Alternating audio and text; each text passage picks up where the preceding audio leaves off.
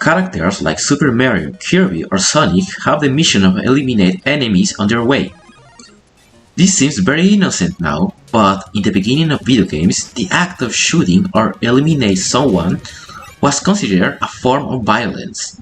Of course, video game themes have evolved into something more complex than simply eating, stepping, or hitting an enemy with a hammer. We have all played video games with a high dose of fantasy and violence that are nothing more than mere entertainment. However, society has evolved or regressed to a state in which the origin of violence is always from the other, and the true responsibility for the acts is never assumed. Video games that celebrate the mass killing of innocent people. Games that, despite attempts at industry self-regulation, find their way into the hands of children. The Supreme Court of the United States has ruled that video games have enormous contribution regarding the aggressive behavior of young people, but it cannot be considered as something conclusive. The American Psychiatric Association launched tests in which it concluded that people with disorder often turn to entertainment where speeding cars, ethnic groups, killings, or mass murder motivate them to make decisions in real life.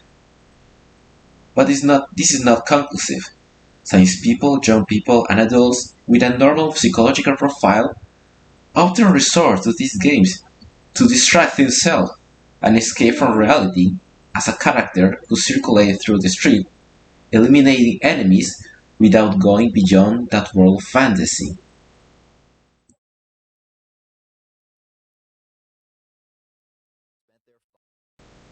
We all remember the terrible events that occurred in the Columbine massacre, an event that shocked the entire world.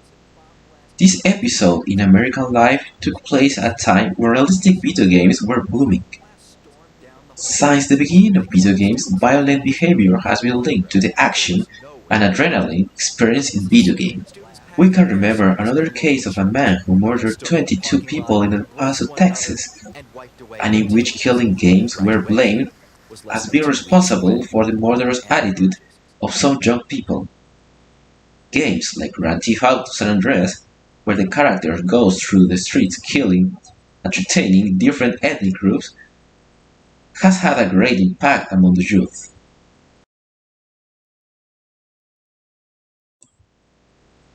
Society has been responsible for relating violent attitudes to music, movies, or video games. However, there are not conclusive data. Meanwhile, games based on killing, torture, and crazy fun are still booming. In conclusion, more studies of the human mind would be needed to delimit where nature and the human impulse to murder enter, and the influence that fun brings with it.